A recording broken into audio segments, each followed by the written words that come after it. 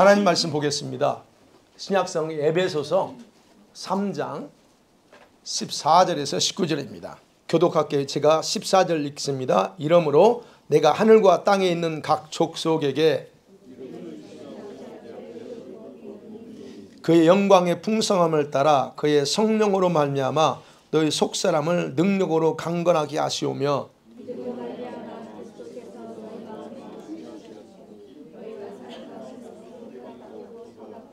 능히 모든 성도와 함께 지식에 넘치는 그리스도의 사랑을 알고 그 너비와 깊이와 높이와 깊이가 어떠함을 깨달아 하나님의 모든 충만하신 것으로 너희에게 충만하게 하시기를 구하노라. 아멘. 여러분 안에 예수 그리스도가 계십니까? 네. 확실하시죠? 네. 확실한지 안 한지 설교 드리면서 여러분들이 거짓말하고 있는지 아닌지 이 시간에 예, 기도하면서 주님 말씀을 무슨 말씀 전할까요? 할 때 저한테 주신 어떤 감동이 있었던 게 바로 이 부분이었습니다. 한 해를 마무리하기 전에 다음 주도 예, 주님이 이미 단어를 주셨어요. 저한테 정렬하라는 단어를 줬어요. 그 설교할 건데, 자 오늘 생각해 봅니다. 정말 여러분 블레임하려거나 그런 게 아니고 우리가 다시 한번 점검해 보자는 겁니다. 자, 저와 여러분이 어린 시절 친구들 기억나시죠? 초등학교 친구들 기억나시나요? 다 기억나죠? 근데 지금 어디서 뭐 하러 살까요? 궁금하시죠? 예, 저도 친구들이 있지만 뭐 기억도 안 나는 친구 있고 어디서 뭘 할까? 그런 생각도 합니다. 대부분 그들을 연락할 수 없지만 기억 속에는 있습니다. 여전히 기억 속에 남아있죠. 중학교 때는 어떨까요? 하이스쿨 때. 그때 친구들은 조금 더 컸기 때문에 그 친구 중에서는 또 한두 명 계속 연락할 수도 있고, 그러나 대부분 다 기억 속에 남아있을 수 있는 친구들이 있을 겁니다. 때로는 둘도 없이 가깝게 지냈던 친구들이 있죠. 근데 그런 친구들이 있었어요. 저도. 그런데 지금 거의 연락도 하지 않는 그런 상황이 있으면, 물론 제가 여기 나와 있기 때문에 그러기도 합니다. 여러분도 그러실 수 있습니다. 왜냐하면 각자가 바쁘게 살다 보니까 마음은 있어. 그 친구 생각도 나지만 항상 마음은 있지만 연락이 쉽지 않다는 거, 예, 우리가 다 아는 얘기입니다. 그러면요, 이런 친구들 저와 다 있는데 이런 친구들은 현재 여러분과 어떤 관계라고 정의를 하셔야 돼요? 이런 친구들, 기억 속에 있는 친구들이 여러분 지금도 친구입니까? 아니면 단지 과거에 알게 된 한 사람에 불과하냐는 겁니다. 아니면 더 이상 나와는 아무런 관계가 없는 사람일까? 왜 그들과 더 가까운 친구가 되지 못할까요? 지금 현재 하나 생각해 보고요. 또 하나, 자 우리 여기 같이 예배 드립니다. 우리 공동체, 우리 성도들 같이 모여서 예배합니다. 우리 다 얼굴 알고 주일날 와서 수요일마다 예배 드립니다. 그러면 우리가 공동체지만 다 그렇다고 저와 여러분 모두가 다 가까운 사이는 아니죠. 맞죠? 다 가까운 사이는 아닙니다. 서로는 잘 알아. 그죠? 서로는 잘 알지만 내 마음을 주고 자주 만남을 갖지 못하는 경우가 많습니다. 바쁘니까 그럴 수도 있어요. 필요할 때, 우리가 서로 필요할 때는 서로를 위해서 힘쓰고 애쓰고 뭐 합시다 하면 또 같이 연합해서 하는 거. 그렇지만 또 둘도 없는 친구처럼 또 행동하지는 않습니다. 우리가 다 그러죠. 예수님의 사랑과 말씀대로 우리가 행하려고 하니까 그렇게 서로 돕고, 무슨 일 있으면 그냥 발 벗고 나서 합니다. 그러니까 그 이상의 발전은 없지만 항상 만나면 이렇게 예배드려서 만나면 좋고, 그렇죠? 같이 이렇게 대화도 하고 이런 그런 만남도 가지고 있습니다. 이게 보통 우리가 지금 현재 가지고 있는 만남이에요. 그런데 반면에요, 우리 같은 성도들 중에서는 자기 형제처럼 아주 친밀한 관계를 가지고 지내는 분들이 있을 수 있습니다. 제가 모르지만 여러분들이 누군가가 더 가까이 같이 지낼 수 있다는 거예요. 그래서 자주 만나거나 매일 연락 주고받는 사이 있죠. 한두 명은 피를 나는 형제와 다르지만 이곳에서 만남을 통해서 그렇게 서로 가까워졌다는 거죠. 자, 이런 경우는 이렇게 좀 가까운 사이는 어때요? 상대방의 문제를 내 일처럼 때로는 생각하고 또는 내가 희생하기도 하고 그렇게 돕잖아요. 안 그래요? 맞죠? 자, 이런 관계가 있습니다. 자, 이 세 가지 관계 종류를 말씀드렸어요. 그러면 이 세 가지 그 관계를 통해서 제가 뭘 말씀드리려고 하는가 하는 겁니다. 제가 뭘 말씀드리려고 하는 것 같아요? 친구 관계는 얼마나 자주 만나고 대화하고 사랑을 나누느냐에 따라 달라진다는 겁니다. 과거의 기억 속에 있는 그 친구들 만났지만 더 이상 친구가 아닙니다. 친구라는 단어만 내가 생각할 수 있지만, 자, 그런 면에서 오늘 제가 생각해 보려고 하는 것은 예수 그리스도와 여러분과의 관계고 나의 관계입니다. 예수님과는 어떤 관계 속에서 살고 오셨나 하는 겁니다. 아니면 여러분 속에 정말 예수 그리스도 그분이 정말 계신가 하는 겁니다. 이걸 같이 나눠봐요. 자, 첫 번째 생각합니다. 여러분 믿는 예수는 어떤 예수였어요? 질문이 좀 그런가요? 예, 교회 다니는 사람들은 다 모두가 다 예수 믿는다 말을 합니다. 여러분도 그렇게 말하죠? 아, 나 예수 믿습니다. 말합니다. 제가 근데 그렇게 말할 때 궁금한 게 있어요, 항상. 뭐가 궁금한 줄 아세요? 도대체 어떤 예수 믿으세요? 하는 겁니다. 여러분이 믿는 예수는 어떤 예수예요? 다들 믿는데, 그러면 여러분이 예수를 믿는다면 어떤 예수 믿고 사느냐? 또는 성경 속에 있는 예수인가? 아니면 듣고 배운 예수냐 하는 겁니다. 어렸을 때 크면서 엄마 아빠한테 듣고 교회에서 배우면서 들었던 예수냐 하는 겁니다. 제가 왜 이 질문을 하냐면요, 그렇게 말하는 사람들의 생활이나 하는 말을 들어보면 성경에 기록된 진짜 예수가 아니기 때문에 제가 질문하는 거예요. 여러분 예수 믿는데 근데 성경에서 말하는 진짜 우리의 구원자 예수님이 아니야. 성경 속의 예수를 믿는다고 하는데 기록된 말씀을 하나도 믿지 않아. 그게 어떻게 예수예요? 그게 예수가. 이 말씀이 누구의 말씀이요? 그분의 말씀이야. 근데 그분을 믿는다면서 이 말씀 안 믿어. 뭐? 그러니까 제가 그 얘기하는 거예요. 그러니까 그런 사람들의 믿는다는 말은 어떻게 정의할 수 있어요? 아, 단순히 생각으로 믿는 것이지 마음으로 믿는 것이 아니다라는 결론이 나오는 거예요. 그들이 그렇게밖에 할 수 없는 이유가 있어요. 뭘까요? 그들에게 예수님은 마음에 존재하지 않고 어디에 존재할까요? 머릿속에 존재하는 예수입니다. 머릿속에 존재하는 예수. 여러분이 믿는 그 예수는 지금 어디에 계시요? 그래서 머릿속에 계십니까? 생각 속에 계세요? 아니면 여기를 보면 심장 가운데 가슴에 있습니까?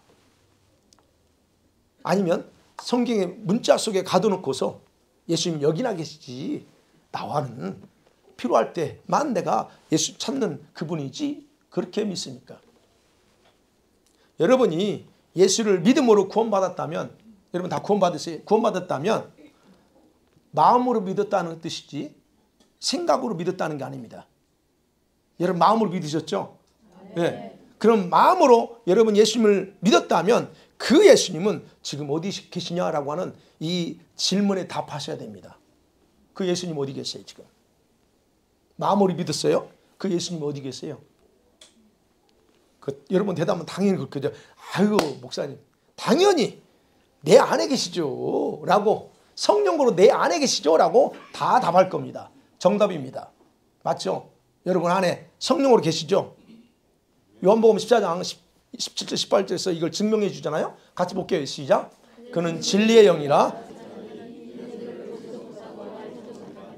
그러나 너희는 그를 안 하니 깨웠으며 너희 속에 계시겠습니다. 내가 너희를 고와 같이 버려두지 아니하고 너희에게 오리라. 예, 맞습니다. 말씀합니다. 그는 너희 함께 것이고 너희 속에 계시겠대요.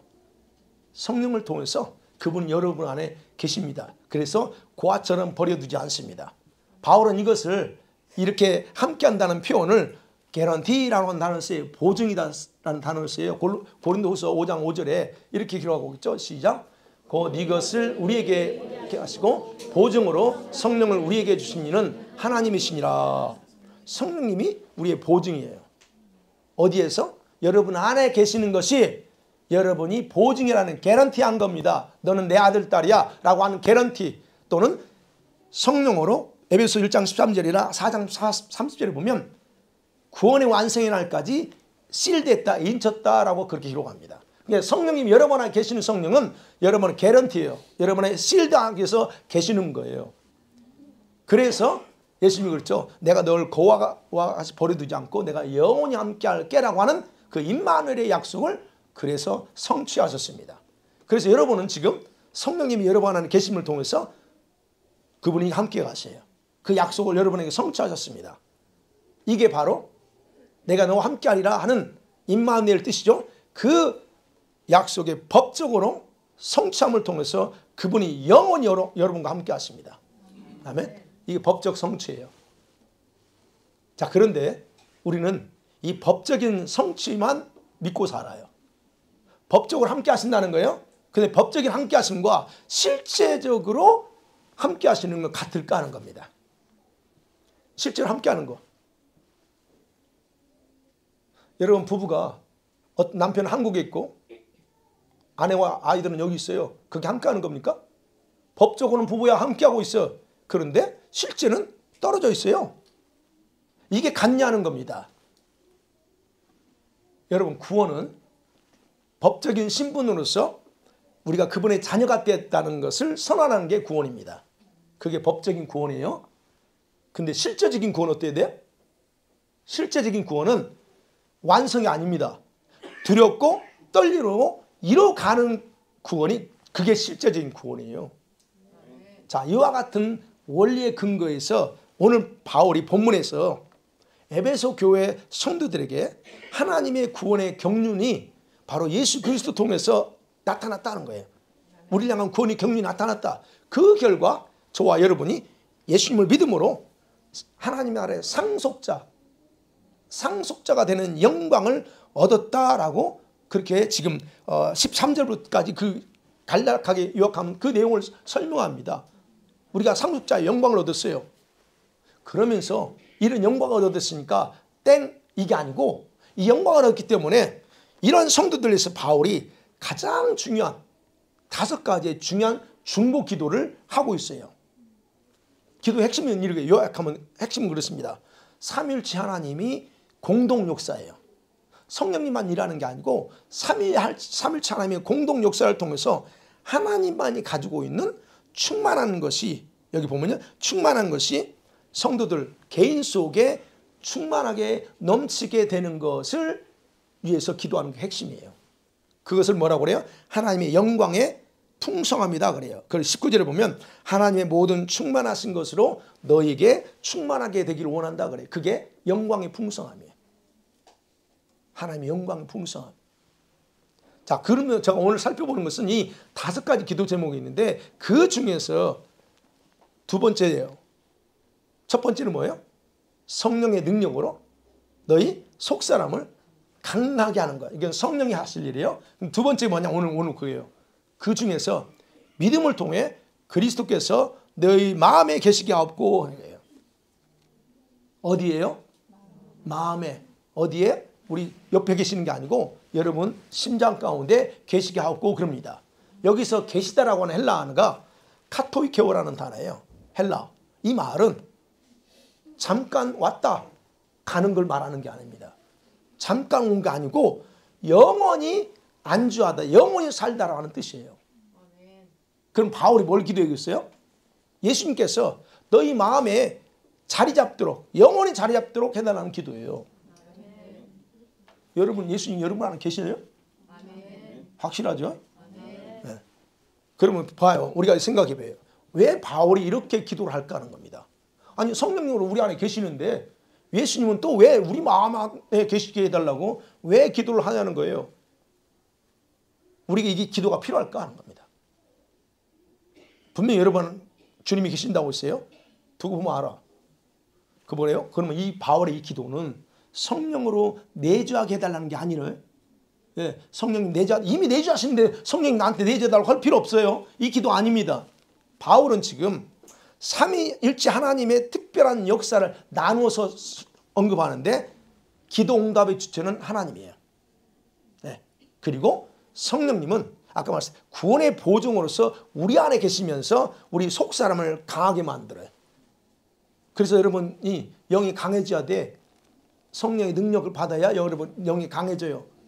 그냥 가만히 있다고 영이 여러분의 강해지는 게 아니에요. 그 일을 하십니다. 그러면 예수님께서는 우리의 주인으로, 그러니까 성령님이 여러분의 주인이 아니라는 거예요. 여러분 마음의 주인은 성령님이 아닙니다. 그럼 예수님의 역할이 나와요. 여기서 바로 예수님의 역할이 뭘까요?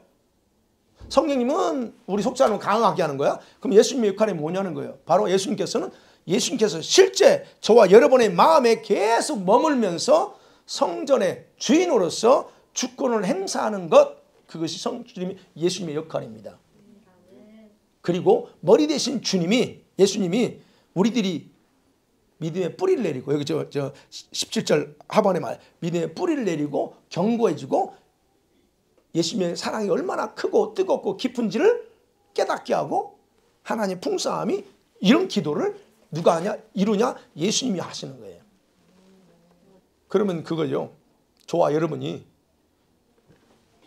예수께서 여러분 마음의 주인으로서 행사하는 것은 그 어떤 것보다도 저와 여러분 우선적으로 기도해야 될 내용입니다. 성령님이 그냥 계시면 끝나지 않아요. 사람들은, 여러분이 과거 그랬으면 지금도 그러면 안 되지만 과거에는 그랬을 거예요. 내 신앙을 왜 성장하지 못하지? 이런 고민했을 겁니다. 과거에요. 고민합니다. 내 신앙이 왜 성장 안 돼? 왜 내 믿음이 왜 이렇게 쉽게 흔들리고, 아무것도 아닌 걸 쉽게 흔들리고, 예수님의 사랑에 대해서도 감동이 없는지 여러분 고민하셨죠? 감동 있어요? 요즘은 감동이 없는 세대라니까요. 여러분이 말씀 듣고 예배하고 찬양해도 감동이 있습니까? 요즘 감동이 없는 세대예요. 그만큼 뭔가 우리 마음이 뭔가 감동이 있어요? 오늘 예배 드리죠. 오늘 찬양하죠. 감동이 있던가요? 네. 아, 할렐루야. 여러분, 이런 내 안에는 왜 그게 없냐는 거예요. 과거에 왜 없었을까 하는 거예요. 그러다 보니까 정답이 뭔지 모르니까 어떻게 해요? 항상 반복되는 생활을 하면서 살다가 뭘로 빠져요? 종교 생활로 자기도 모르게 기울어버려요. 그래서 항상 이제 주일만 되면 교회 가는 거고, 수요일이면 조금 열심히 있는 사람 수요일까지 가고, 우리처럼 또 극성인 사람은 목요일 날도 오고 금요일 날도 오고 그래. 그렇게 가요. 그렇게 간다고. 봐요. 여러분의 삶과 믿음이 사랑 안에, 오늘 말씀처럼 사랑 안에서 강하게 말씀에 믿음이 뿌리 내리지 못합니다. 지금 뿌리 잘 내리고 있죠, 여러분은? 근데 왜 과거에 못 내렸냐 이거예요? 그분의 풍성한 사랑을 지금은 알아. 근데 왜 몰랐냐 이거예요. 지금 와서 알지만 내 믿음의 터가 견고하지 못하고 늘 흔들렸어. 왜 그러냐? 이유가 뭐냐 하는 겁니다. 바로 그거예요. 예수께서 이 역할을 우리 안에 머물면서 우리의 역할을, 우리에게 이런 일을 하시는데, 그분이 그동안에 여러분 속에 안 계셨다는 거예요. 안 계신 가운데 그냥 온 거예요. 그러니까 여러분, 제가 이렇게 말씀드리면, 아니 어떻게 예수께서 내 안에 안 계실 수 있어? 여러분의 마음의 중심이 정말 그리스도십니까? 확인해 보세요. 과거에, 지금 말고 여러분 잘하고 있다니까. 과거에 정말 여러분 마음 중심이 예수님이었어요? 그랬다면 여러분 이렇게 안 돼요. 벌써 달라졌어요. 근데 그게 아니었어요. 대부분 많은 사람들이 성령이 내주하시는 것이 모든 것을 다 보장해 주는 것처럼 착각하며 살아요. 아, 성령님이 내 안에 계시니까 뭐 나는 문제 없어. 착각하지 마세요. 성령님은 그렇죠. 보증의 개런티야. 실드예요. 자, 그렇다면 진짜 그리스도인이 뭐냐? 참 크리스찬은 뭐냐면 법적인 신분만 가지고 있는 걸 말하지 않습니다. 법적인 신분만을 가지고 이 사람 참 크리스찬이야 라고 말하지 않고 뭐예요? 자기 마음에 예수 그리스도가 주인으로 머무는 가운데 실제적인 삶을 살아가는 그 사람이 바로 진짜 크리스찬이라는 거예요. 그게 진짜요. 예수님께서 실제 여러분의 마음의 주인으로서 통치하면서 여러분에게 역사하지 않는다? 그렇다면 여러분의 인생의 변화가 일어나는 것은 거의 불가능했습니다. 합니다. 그러니까 과거에 변화가 없었어요. 지금도 변화가 없는 이유가 뭐예요? 주님이 여러분 안 계신 거예요. 혼자는 계신다고 생각하지 착각하지 마세요. 그 계신 거하고 성령이 내주하는 건 다르다니까. 그걸 제가 설명하는 거예요 지금. 예수님께서 그래서 분명히 예수님께서 여러분 마음에 계시게 하는 방법이 있어요. 뭐예요? 오늘 17절에 믿음을 통하여 그럽니다. 믿음을 통하여. 믿음을 통해서 여러분 예수님이 여러분 안에 계시게 합니다. 자 그러면 제가 그랬죠. 극단적인 거 아닙니다 여러분. 여러분 예수님이 지금까지 계셨다고? 계셨으면 이렇지 않다니까? 그러면 봐요. 여러분이 어떤 종류의 믿음을 가졌길래 지금 내가 어제까지 이렇게 변화되지 않았을까? 여러분 보세요. 여러분 마음에 예수님께서 자리 잡고 계세요? 확실하게?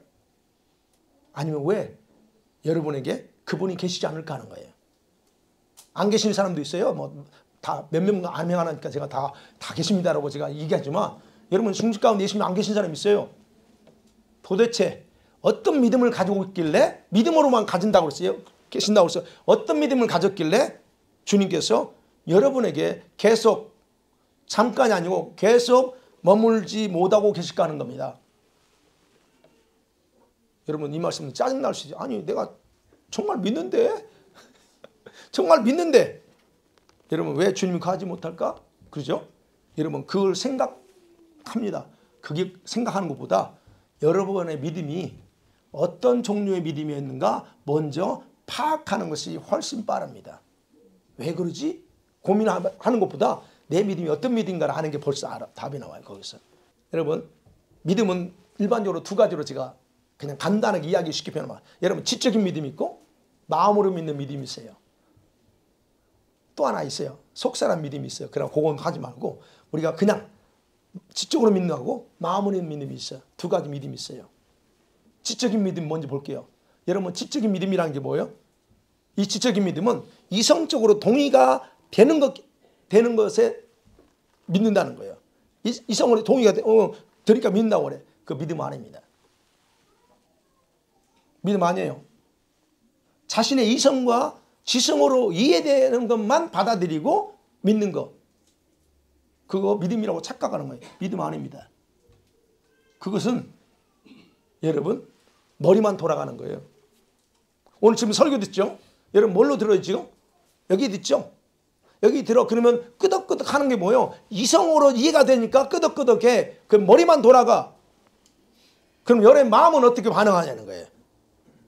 그렇게 이해했던 이것이 여기서만 끝나면 지성이야. 근데 그것이 끄덕했던 것이 어디로 가야 된다고요? 이 심장으로 가야 되는데 머리에서 끝나. 그러니까 여러분 머리만 돌아가고 여러분 마음은 무반응이야. 그래. 끝나버려요. 이게 지적인 믿음이에요. 그 믿음 아니에요. 그래서 요한복음 20장 27절에서 예수님이 도마에게 그렇게 책망하죠. 시작. 도마에게 이르시되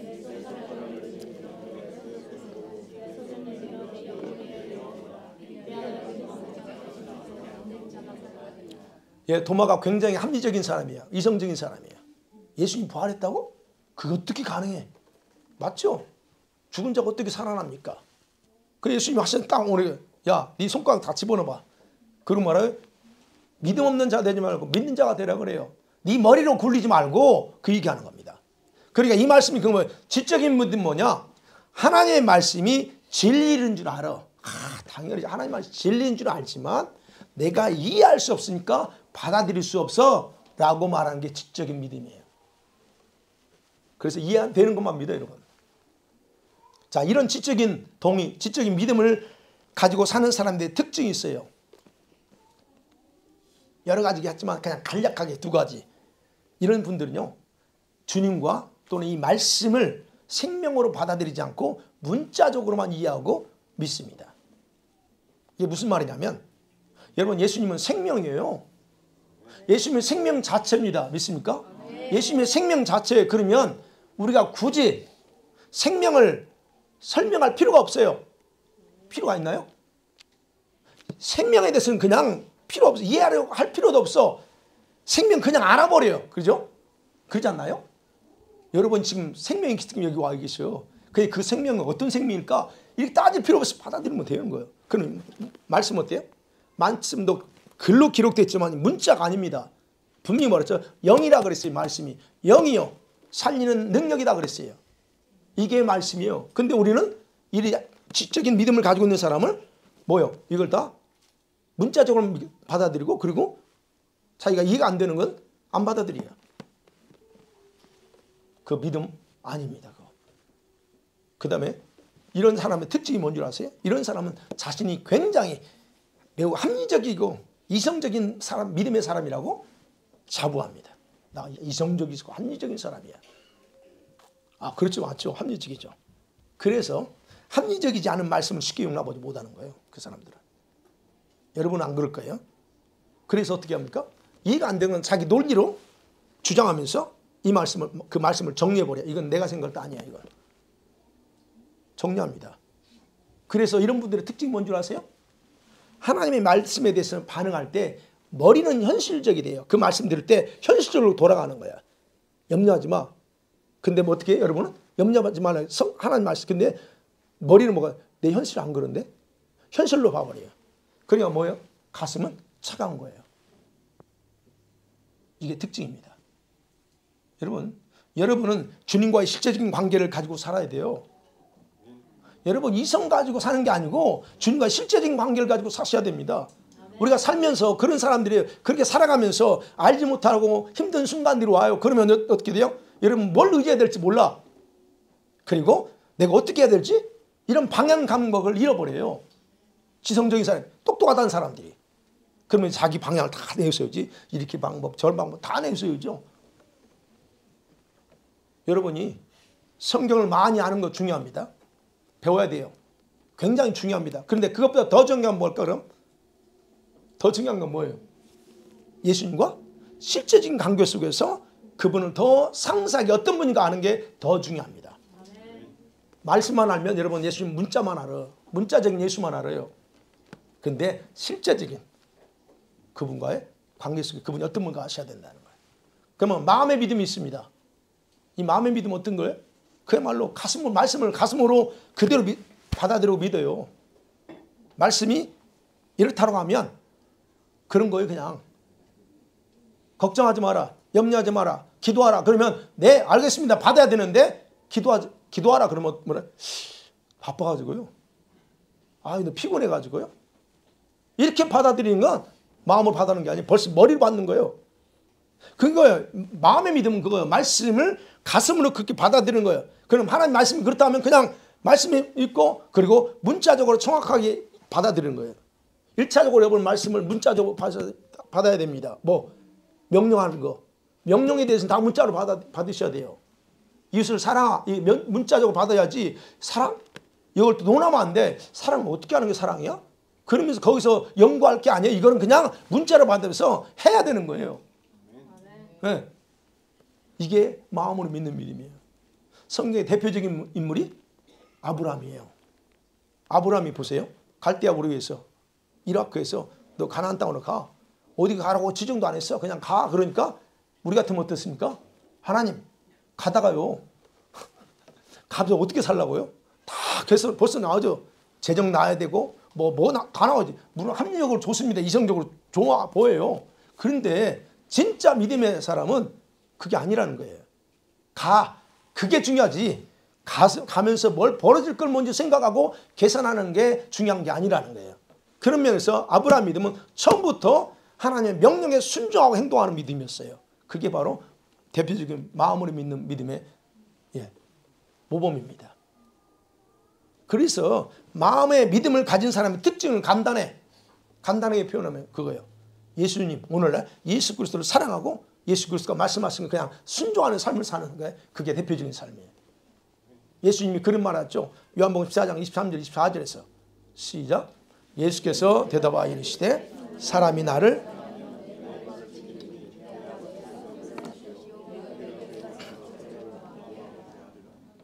나를 사랑하지 아니한 자는 내 말을 지키지 아니하나니 너희가 듣는 내 말은 내 말이 아니요 나를 보내신 아버지의 말씀이니라.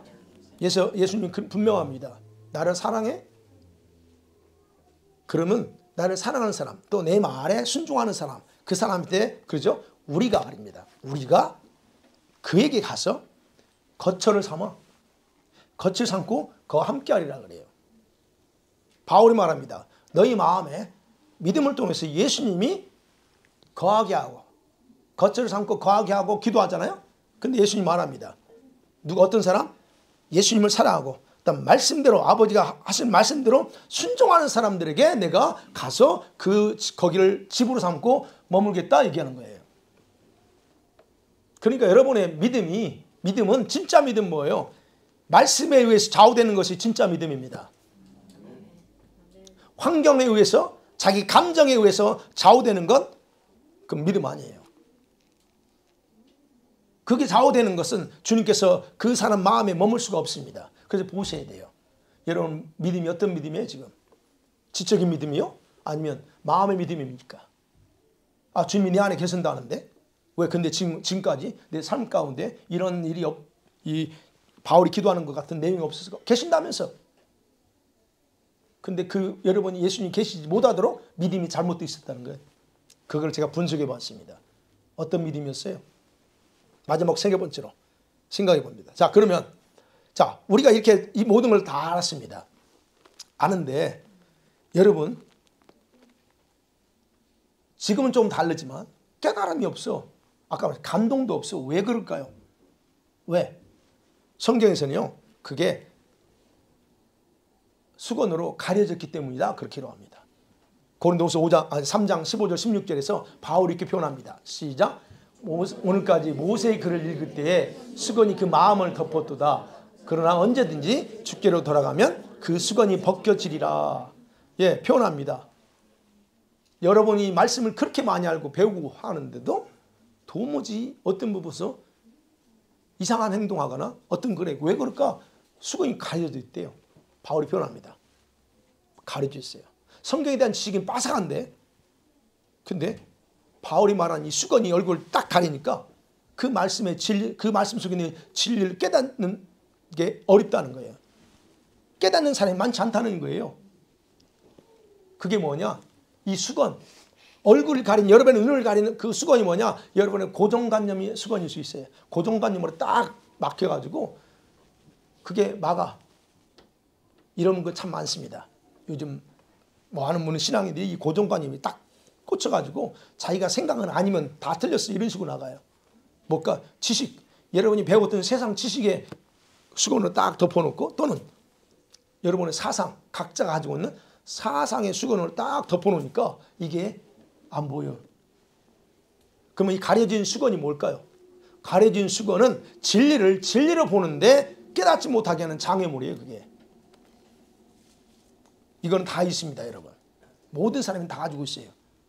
근데 감사하게 많은 부분은 여러분은 다 벗겨지고 볼 걸 제대로 지금은 보고 있는 상황이지만 그렇다는 겁니다. 그래서 바울은 바로 이 장애물을 벗어낼 수 있는 방법을 1장 야고보서 1장 아니죠. 에베소 1장 17절에서 18절에서 얘기합니다. 지혜와 계시형을 받아야 된다 그래요. 지혜와 계시형을 받아서 마음의 눈을 뜨는 것이 그 수건을 벗어내는 방법 중에 하나. 그래서 기도하는 거예요. 너에게 지혜와 계시형을 주사 너희 마음의 눈을 밝히사 하나님 부르심이 소망이 뭔지 알기를 원한다 그래요. 여러분 벗겨졌나요? 지혜와 계시형 임하셔야 돼요. 그래서 오늘 바울이 지금 이제 오늘 본문에서 외치는 거, 이 기도하는 거예요. 그래서 여러분 이 기도하셔야 돼요. 예수님, 이 기도요. 예수님 내 안에 오셔서 지속적으로 머물러 주세요. 이 기도하셔야 됩니다. 성령이 계시니까 땡 이게 아니에요. 내 안에 계셔서 지속적으로 머물러 주시고 그래서 당신 안에서 당신의 사랑 안에서 뿌리를 내려고 내 믿음에 뿌리를 내고 내 믿음의 기초가 더 굳건하게 해주세요. 이건 주님이 하시는 겁니다. 예수님이 계시면서 하시는 일이에요. 예수님 그래서 당신의 사랑이 얼마나 깊고 크고 넓은지 좀 깨닫게 해주세요. 내가 깨달음이 없습니다. 깨닫게 해달라고 기도하는 것. 그래서 그 사랑을 알게 하셔서 하나님의 모든 충만한 그 충만함을 나한테 좀 다 내 삶 가운데 내 심령 가운데 채워주세요. 이게 바로 오늘 본문의 기도 내용입니다. 여러분 이 기도하셔야 돼요. 누구한테? 예수님 불러가면서 예수님 이 말씀대로 나한테 내 안에 그 일 좀 해주세요 하는 거예요. 야, 이렇게 우리가 벗어냅니다.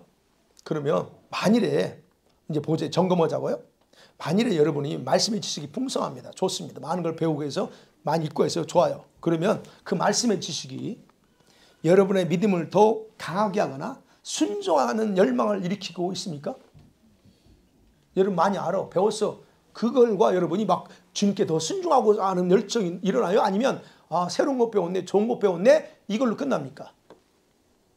만일에 여러분 안에 이런 열정이 있다, 이건 여러분의 믿음은 예수님께서 머물도록 하는 믿음이에요. 그게.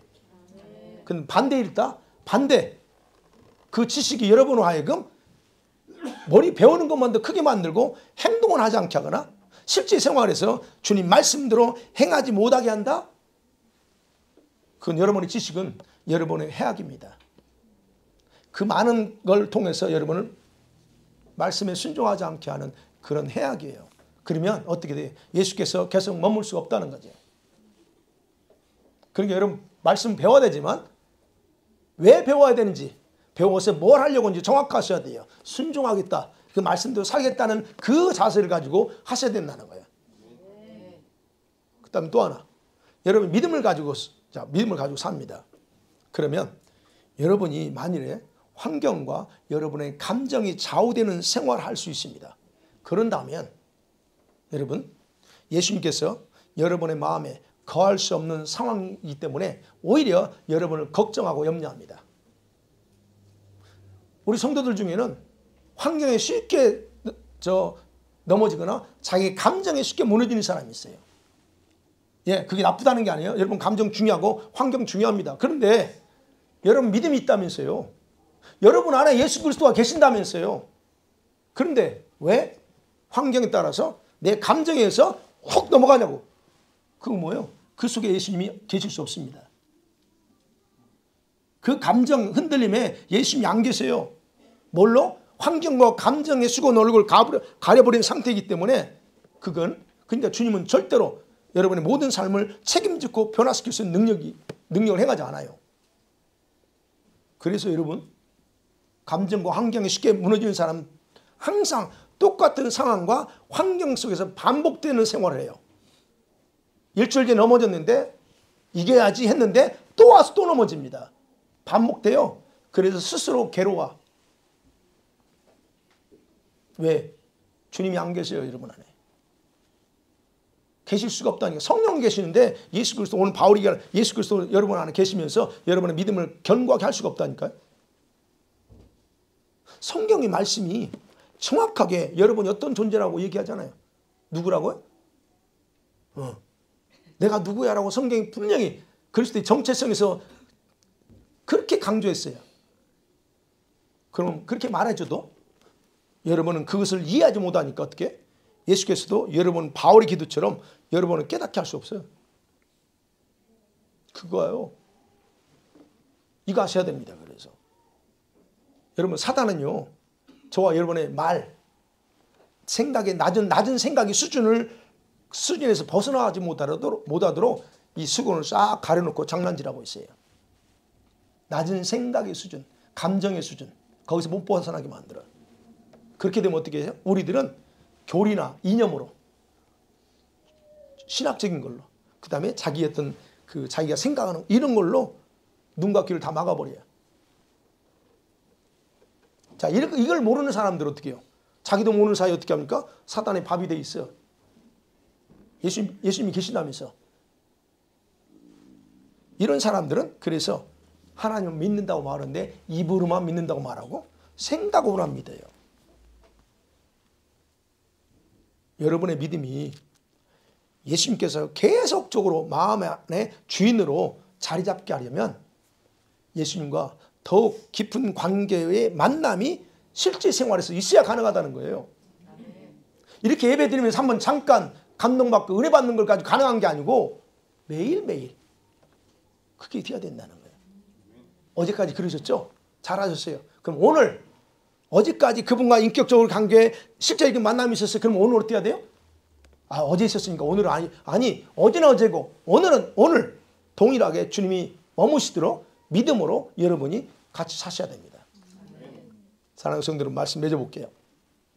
여러분 안에 예수님 정말 계십니까? 아니면 아직도 예수님은 여러분 지식에만 머릿속에만 있는 거예요. 여러분이요 얼마나 오랫동안 교회를 다녔든지 또는 믿는 자라고 스스로 생각하며 살아왔든지 그게 중요한 게 아니에요. 중요한 건 뭐예요? 현재 여러분 안에 예수께서 주인으로 계시느냐 이게 가장 중요합니다. 다시 한번 물어볼게요. 여러분 안에 주님이 계십니까? 그럼 지금 그분이 뭐 하세요? 지금 뭐 하시는 것 같아요? 만일에 계신다고 고백했는데 아무 일도 안 하는 것 같아. 아무것도 안 한다면 주님은 여러분 안에 거하는 게 아니에요. 여러분 생각으로 거한다고 말하는 거지. 여러분은 정말 예수님을 마음으로 믿고 사시죠? 근데 왜? 인정해요? 여러분 믿고 사시는 거 압니다. 제가 여러분 뭐 부정하려고 하네. 믿으면 맞습니다. 그런데 왜 그렇게 염려, 걱정이 많습니까? 생각해 보세요. 아니 예수님이 내 안에 계시고 그분이 내 안에 내가 주님으로서 계신다고 믿는다면서 왜 그런데 걱정과 염려가 그렇게 많냐고요. 왜 그분이 여러분의 구원자라면서 실제 생활 속에서는 믿지 않는 불신자처럼 말하고 행동하며 사느냐 이거예요. 왜 입에서 자꾸 부정적인 말, 왜 입에서 없다는 말 많이 하고 왜 죽겠다는 말 많이 하고 왜 그러냐고. 아니 주님이 여러분 안에 계신다면서 그분이 여러분 안에서 일하신다면서 주인이라면서 왜 그러냐는 거예요. 왜 여러분의 모든 문제를 그분께 맡기지 못하고 불안해하는 거예요. 맡겼는데요 안 돼요. 안 맡겼으니까 안 되는 거예요. 그거 정확하게 분별하세요. 맡겼는데 안 되더라. 정확히 하셔야 됩니다. 주님의 능력은 믿어요. 주님의 능력 믿어요. 그런데 목사님 현실은 현실이잖아요. 당장 돈이 없어가 죽을 것 같은데 현실은 현실이잖아요. 그렇게 말합니다. 굉장히 이해합니다. 저는 이해를 해요. 근데 제가 주님과의 관계에서 여러분을 보라는 거예요. 저는 이해하지만 그렇게 말할 때 주님은 그 마음에서 떠납니다. 왜? 자기를 믿는 믿음이 없는데 주님이 안 계세요. 성령은 계시지만 그 예수 그리스도 바울이 기도하는 그 예수 그리스도 그분 안 계십니다. 떠납니다. 왜? 안 믿거든. 안 믿잖아요. 현실 어쩔 수 없어요. 현실로 주님을 대체해버리잖아요. 안 계세요. 많은 성도들이 이런 만남을 과거 한 번으로 생각하고서 내가 주님 만났습니다. 인격적으로 주님 만났습니다. 그거 언젠데? 과거에. 맞습니다. 대단히 중요합니다. 과거에 이런 경험이 있었어야 돼요. 그래서 지금까지 왔어요. 대단히 중요합니다. 필요했습니다. 그런데 그 현지 생활에서는 그 주님과의 실제적인 교제와 만남은 거의 존재하지 않습니다. 여러분은 기도하는 여러분들은 계속 매일매일 주님과 만남이 있어 알아요. 그런데 과거에 한 번 만났던 거 이해했던 예수를 지금은 어떠냐고요. 대부분 다 어떤 생각하고 살아요? 주님을 사랑하고 말씀을 순종하는 것은 과거 한 번의 만남으로 충분하다는 식으로 생각해요. 그렇습니까? 그래서 주님을 문자 속에 가둬도 자기가 과거의 경험 속에 딱 주님을 가둬두고 그래서 실제 주님의 마음과 생각은 전혀 고려하지 않고 자기의 지금까지 습관화된 신앙생활, 습관화된 그 예수님 말하고 머릿속엔 좋지 주님을 위해서 뭘 한다 이렇게 이런 식으로 이론적으로 노네요. 그런데 만일에 실제인 예수님을 오늘 만났다면 주님 뭐라고 할까요? 그건 과거 가지고 들먹이지 않아요. 주님은 너 오늘 이거 해라고 하면 나는 가야 되는데 우리는 늘 과거만 있다는 거예요. 그러니까 과거에 만났던 주님밖에 몰라요. 그래서 늘 과거를 들먹여. 과거에 내가 어떻게 했고 저떻게 했고 과거만 들먹이는 거예요. 현재 만난 적이 없으니까. 제발 그러세요. 간증할 때 그렇지만 어제 만난 예수 좀 얘기해봐. 10년 전 20년 전에 만났던 예수 얘기 말고 오늘 어제 만났던 예수님이 어떤 분인가 좀 얘기해보라고 그 얘기하는 거예요. 왜요? 예수님 과거 예수님이 아니에요. 맞죠? 그래서 주님 말합니다. 예수 그리스도는 어제나 오늘이나 영원토록 동일하시다. 그 동일하신 분이 뭐예요? 그분은 살아계시고 지금 말씀하시는 분이라는 거예요. 그러면 그분은 오늘도 말씀하십니다. 아멘. 그분 오늘 주님 그분 말씀하시는 만나기를 기대하면서 나오셨어요? 예, 잘하셨어요. 그러나 우리가 잘못된 것도 다 뜯어 고치셔야 돼요. 바울이 다마스쿠스에서 예수를 처음 만난 후에 그가 어떻게 그걸로 끝났나요? 기적 같은 그런 체험에서 그걸로만 살았나요? 아니, 그러지 않습니다. 바울은 계속적으로 사역 속에서 주님과 만나요. 지속이었다는 거예요. 저와 여러분의 삶에도 이러한 지속적인 만남, 관계가 이루어져야 그게 정상이라는 겁니다. 여러분의 감정, 그 감정이 항상 파도처럼 진동한다. 주님은 지속적으로 머물 수 없다는 거 꼭 기억하세요. 여러분 감정을 탓하는 게 아니에요. 그거 컨트롤하시 주님께 복종시켜야 돼요. 너무 불안과 염려에 의해서 마음 흔들리는 스타일이다? 그러면 주님은 여러분 안에 지속적으로 머물 수 없습니다. 왜냐하면 하나님은 그 마음이 견고한 자, 심지가 견고한 자에게 뭘 줘요? 평강을 트리플로 이게 주시는 분이기 때문에 그래요.